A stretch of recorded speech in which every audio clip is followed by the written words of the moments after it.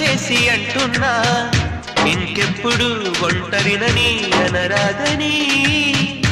నీకు సొంతం అంటే నేనేనని